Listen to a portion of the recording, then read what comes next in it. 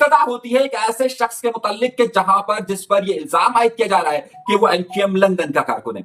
यहां पर सोसाइटी यानी पीसीएचएस के एक ऐसे शख्स पर इल्जाम आयद किए जा रहे हैं जो कि एनक्यूएम पाकिस्तान का कारकुन कहलाता है, लेकिन कुछ बिल्डिंग्स के मामला, कुछ कंस्ट्रक्शंस के मामला और दीगर वजह से हमारे यहां मामला ये होता है कि फिक्स कर दिया जाए। वो फिक्स हो रहा है, लेकिन ये खबर भी नहीं है। खबर उससे बड़ी है, खबर उससे बड़ी है और उससे भी बड़ी है कि मैंने आपसे कहा था कि फरहान गनी के केस में एक बड़ी अपडेट हो रही है और टिकट मेरे हाथ में आने दीजिए। याद होगा आपको, मैंने आपको बहुत वाज़ेह तौर पर कहा था कि क्या मामला होने वाला है। अब मैं आपको जो तहलका अंगेज खबर दे रहा हूं वो जरा गौर से सुनिए और समझ जाइए।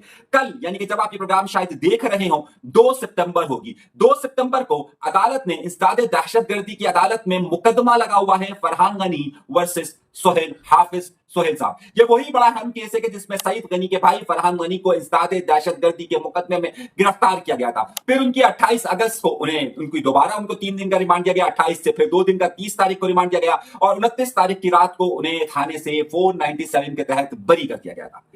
जिस दिन उन्हें बरी कर रहे थे, मैंने उसी दिन आपसे कहा था कि मेरे पास इस हवाले से बड़ी खबर है कि कोई मुल्क से जाने वाला है। कल सुबह के प्रोग्राम में भी मैंने कहा था कि मेरे पास टिकट आने दीजिए, कंफर्म खबर है और मेरी खबर सच साबित हुई। फरहान गनी साहब मुल्क से चले गए।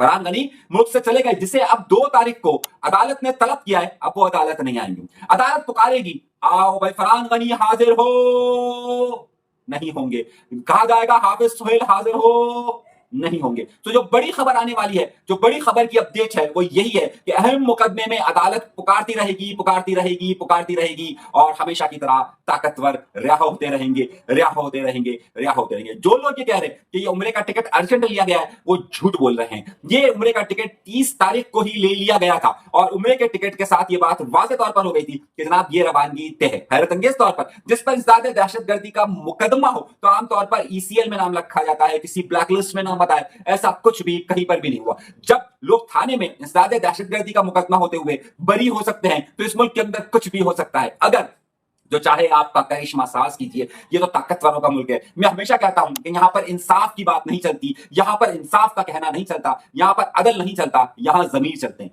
किसका जमीर किस वक्त जाग जाए, अब वो अच्छा जागे या बुरा जागे, ये कैसे भी जागे, ये आप पर है। एक और खबर दे सकते हैं। रात के वक्त मैंने आपसे कहा ना, जब रात को सब सो रहे होते हैं तो कुछ लोग जाग रहे होते हैं। रात के वक्त बड़ी अहम चीज, बड़ा अहम मामला हुआ और सबकी निगाहें आ गई। डिफेंस का इलाका सबा एवेन्यू, डिफेंस के इलाके सबा एवेन्यू पर एक खातून आती है नशे में धुत और वो सड़क पर ना जाने क्या क्या कुछ करना शुरू हो जाती है। इलाके के लोग उसे पकड़ने की कोशिश करते हैं, दुकानदार समझाने की कोशिश करते हैं, गाड़ी वाले चलकर रुकते हैं। इतनी देर में आ जाती है पुलिस।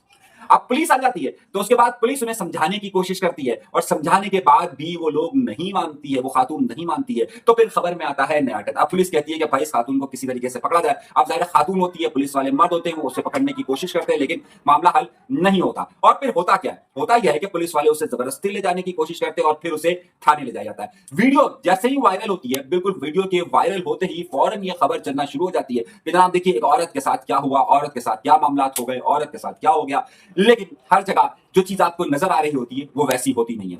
मैंने सोशल मीडिया अकाउंट पे बहुत ज्यादा देखा कि देखिए पुलिस वालों को मुअत्तल कर देना चाहिए, बाद में पुलिस वाले मुअत्तल भी हुए कि जनाब देखिए औरत के साथ क्या सुलूक हो रहा है। लेकिन मैं हमेशा आपको सच बताता हूं, झूठ नहीं बताऊंगा। पुलिस वाला जहां गंदा काम करेगा वो गंदा होगा और जहां कोई और करेगा तो उस पर भी बात होनी चाहिए। ये खवातीन का, खास तौर पे मर्दों का, कई मर्दों का इस इलाके के अंदर आमतौर पर नशे की हालत में ये सब करना जायज समझा जाता है वहां पर, क्योंकि सब ताकतवर लोग रहते हैं। आपको कोई थाने वाला उस खातून के बारे में नहीं बताएगा, आपको कोई एफआईआर इस हवाले से नजर नहीं आएगी। क्यों नहीं आएगी? आपको याद है यही अगस्त का महीना है, आपको याद है पिछले साल अगस्त में क्या हुआ था? याद है किसी को? नहीं याद होगा आपको। मैं याद दिलाता हूं, पिछले साल अगस्त में एक बहुत बड़े इंडस्ट्रियलिस्ट की बेटी भी और एक की बहू भी, एक डायरेक्टर भी, वो नशे की हालत में थी या नहीं थी। पहले कहा गया नशे की हालत में थी, फिर कहा गया नहीं कहा गया। और आपको याद है कारसाज पर एक वाकया हुआ था, यही महीने थे, यही वाकया था। पूरा 1 साल हो गया, उसमें कुछ हुआ तो यहां कुछ होगा। ये ताकतवर लोगों की दुनिया है और ये ताकतवर लोग साथ दहशतगर्दी का मुकदमा कर हो और वो आराम से चले जाए, अदालत पुकारती रहे, थाने से चले जाए, या फिर ये ताकतवर लोगों का शहर कि जहां पर नशे की हालत में कुछ भी होता रहे, कोई मरे कोई जिए। लेकिन अगर अगर अगर देखिए पुलिस भी वहां पर खामोश, सब लोग खामोश, कोई कुछ नहीं कहने वाला। अब ताकतवरी का तो जगह है। यहां पर कराची यूनिवर्सिटी की अहम जगह पर कब्जे की कहानी चल रही है और वो कब्जे की कहानी के खिलाफ आज जमीयत ने वहां पर मुजाहरा किया। ये कोई नया अमर नहीं है, यहां पर कब्जा कब्जा कब्जा और कब्जा हो रहा है। जो लोग ये बात कह रहे थे कि जनाब हमने आज सिस्टम को खत्म कर दिया है, वो सिर्फ सिस्टम में नाम बदले। आज भी कराची के उन तमाम इलाकों के अंदर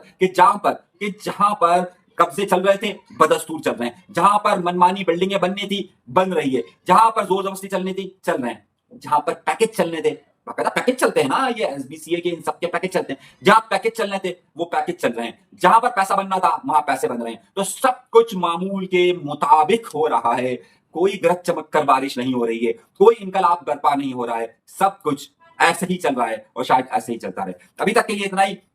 और कुछ लोगों ने मुझे कहा कि यार सैलाब आ रहा है तो क्या कराची को खतरा होगा? नहीं मेरे भाई, कराची में कोई दरिया नहीं बहता है। यहाँ वैसे ही दरिया इतने बहते हैं, कभी गटरें बह रही होती है, कुछ बह रहा होता है। हैदराबाद में एक टुकड़े पर शायद कुछ मसले हो सकते हैं, लेकिन मेरा नहीं ख्याल कि इतने मामला होंगे, क्योंकि 7 से 8 लाख क्यूसिक पानी आ रहा है और तरबेला 11 लाख क्यूसिक आराम से निकाल चुका है, कई बार निकाल चुका है। गुड्डू और सखर जो है वो ये सारे मामला को निकाल चुके हैं, कोटरी बैराज भी निकाल चुका है। तो ये तीनों में इतना मसला होगा नहीं, लेकिन हाँ कुछ जगहों पर जहां पर सिंध हुकूमत ने की कोताहियां हैं वहां ये मंजर जरूर सामने आएगा। एक तो बड़ा अहम वाकया हुआ कि जनाब इन्होंने कहा कि सखर में 157 डिस्पेंसरियां बना दी अभी से। अर्शद उन्होंने कहा 157 डिस्पेंसरियां बना दी। अब 157 तो उधर डॉक्टर नहीं मिलेंगे आपको, 157 डिस्पेंसरियां पता नहीं कैसे बना दिए। तो सिंध हुकूमत दावे कर रही है, बातें जरूर कर रही है, लेकिन हल्का सा भी आजाद ये सहने की गुंजाइश नहीं रखती। ये फरहान गनी वाले वाक्य में आपने देख लिया, चाहे कुदरत का अजाब हो चाहे निजाम का अजाब हो, ये बर्दाश्त नहीं कर सकती, क्योंकि इनके काम ही नहीं। नवाजा